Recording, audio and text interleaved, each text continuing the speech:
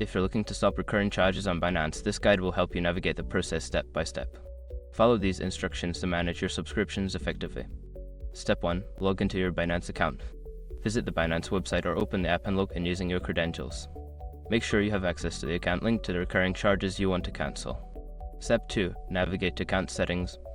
Once logged in, locate the account settings.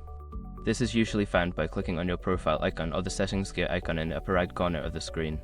Step 3. Access subscription management. In the account settings menu, look for the section labeled subscription management or recurring payments. Click on this option to view all active subscriptions linked to your account. Step 4. Identify the recurring charge. Review the list of active subscriptions and identify the one you wish to cancel. Click on it to see more details about the charge, including the next billing date and amount. Step 5. Cancel the subscription. Once you have selected the subscription, look for the option to cancel it. Follow the prompts to confirm the cancellation.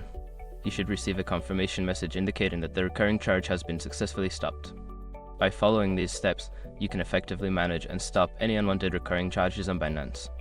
Always check your account regularly to ensure that no unexpected charges occur in the future.